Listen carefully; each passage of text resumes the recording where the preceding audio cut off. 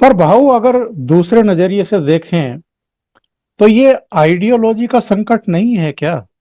किसी भी दल में कोई भी व्यक्ति और किसी भी दल में शामिल हो जाता है। मतलब अवसरवाद, मौका परस्ती पूरी तरीके से हावी है। और कहीं अगर किसी दल में उसको संभावना दिखाई नहीं देती है और उसको लगता है कि दूसरे दल में उसके लिए संभावनाएं हो सकती हैं पद पाने की, तो वो चला जाता है। जितिन प्रसाद के बारे में भी यही कहा जा रहा है कि जो अरविंद कुमार शर्मा है, जो मोदी के नजदीकी विश्वास पात्र एक ब्यूरोक्रेट थे, उनको प्री रिटायर्ड करा के उन्होंने एमएलसी बनवा दिया कि उनको उनकी सेवाओं की जरूरत उत्तर प्रदेश में है। वो मूल निवासी वहीं के बताए जा रहे हैं। दूसरे, अब ये जितिन प्रसाद दोनों ब्राह्मण हैं। एक ये भी चल रहा है मीडिया में कि भाई ब्राह्मण थोड़ा सा विकास दुबे प्रकरण से लेकर के नाराज चल रहे थे, और ठाकुर वर्सेज कुछ ब्राह्मण हो गया था, तो वो भी साधा जा रहा है। बहरहाल वो एक अलग बहस का विषय है कि किसी क्रिमिनल को आप किसी जाति से पहचानेंगे या उसकी जो उसके कर्म रहे हैं उनसे आप पहचानेंगे। लेकिन इस तरह की चीजें भी प्रतिष्ठापित करने वाले लोग हैं, इस तरह की अवधारणा बनाने वाले लोग भी हैं।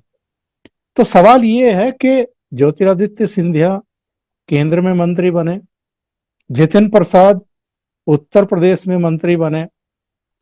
ऐसा नहीं लगता है कि ये परंपरा थोड़ी गड़बड़ है? हालांकि ज्योतिरादित्य सिंधिया तो फिर भी 1.5 साल से इंतजार कर रहे हैं, और उन्होंने कम से कम भारतीय जनता पार्टी के लिए एक बड़ा काम किया है कि वो अपने 20-22 एमएलए के साथ आए थे, उनसे इस्तीफा दिलवा करके आए थे, और फिर उपचुनाव में उनके वो सारे साथी, उनमें से अधिकांश जीत करके वापस लौटे हैं। तो मध्य प्रदेश में भारतीय जनता पार्टी की सरकार की पुनर्स्थापना उन्होंने कराई है। तो ठीक है, उनको आप एक इनाम की तरह समझ लीजिए, दूसरी वजह से समझ लीजिए, केंद्र में मंत्री पद दिया जा सकता है।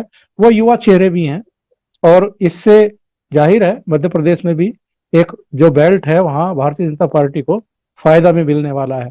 पर जितिन प्रसाद अभी आए हैं, और आगे अगर जल्दी ही मंत्रिमंडल का विस्तार होने जा रहा है और ये चर्चा आ रही है कि उनको मंत्री बनाया जाएगा, तो जो पार्टी में बरसों से संघर्ष करते हुए कार्यकर्ता हैं, जो एमएलए बने हैं बहुत लंबा संघर्ष करने के बाद, कई बार उनकी कीमत पर इस तरह के लोगों को मंत्री नहीं बनाया जाता है कि भाई इस जाति को प्रतिनिधित्व देना है इसलिए उनको बना दीजिए। नहीं, मैं नहीं ऐसा मानता। देखिए, दुबे ब्राह्मण था इसलिए ब्राह्मण वर्ग नाराज होता है, ये मैं नहीं मानता। ये देखिए, पिछले 30-35 साल 40 साल से एक नैरेटिव बना हुआ है, वो सेक्युलर नैरेटिव है। और ऐसी बात है कि जाति पाति खत्म करने के लिए बोलने वाले जो लोग हैं, वही ये जाति पाति को हमेशा हर चीज में लाते हैं कि अरे ये तो ब्राह्मण था, ये तो ठाकुर था, ये तो कुर्मी था, ये मराठा था, ये दलित था। ये लाने वाले कौन होते? यही होते जो खुद को सेक्युलर मानते। तो ये तो नैरेटिव बना देते। अब दुबे का एनकाउंटर होकर बहुत महीने निकल गए, ये जी अचानक जी। कहां से आ गया? जितिन प्रसाद हो या आप जो कोई शर्मा बोल रहे हो, उनको पकड़ने के बाद उनको विकास दुबे की याद आ गई।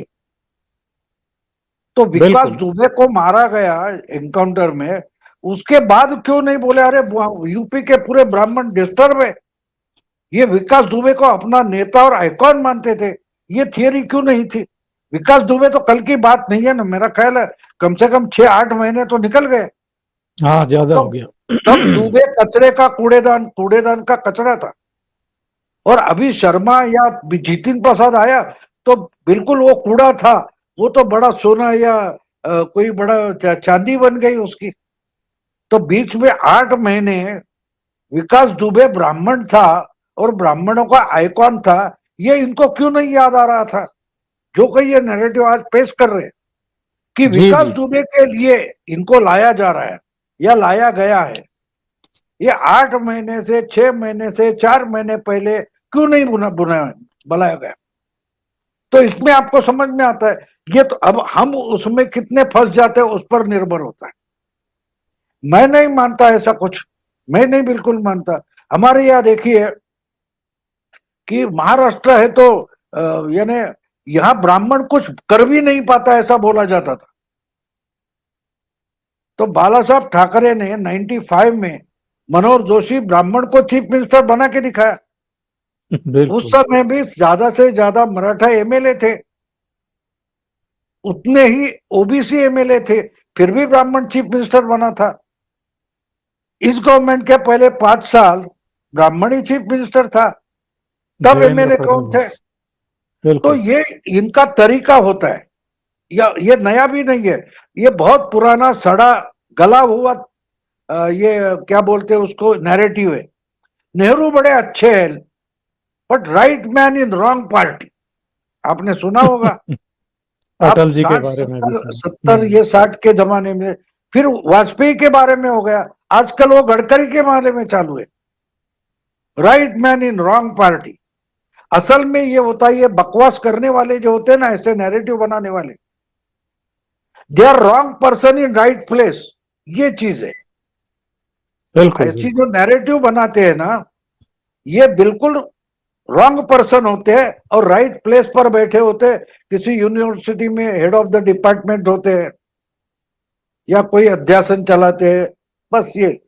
तो उसमें से कोई, मुझे नहीं लगता कि जितिन प्रसाद को चीफ मिनिस्टर बनाना ये ब्राह्मणों को इकट्ठा करने की कोशिश है। ऐसे ब्राह्मण अब की जनरेशन है वो इससे निकल गई है, बिल्कुल निकल गई है। और एक बात बता दूं, भ्रष्टाचार भ्रष्टाचार हम करप्शन बोलते हैं, आप कितना भी किसी के बारे में करप्शन का डंका पीटो और समझो उसके सबूत भी दे दो, उसके लिए वो आदमी नेता या उसकी पार्टी हारेगी नहीं। लोग मानते हैं कि अरे गवर्नमेंट की कोई पोजीशन चाहिए, सत्ता की कोई पोजीशन चाहिए तो करप्शन करने के लिए ही चाहिए, तो इसने करप्शन किया, अरे क्या बात कर रहे हो, उसके लिए तो वहां बैठा जाके।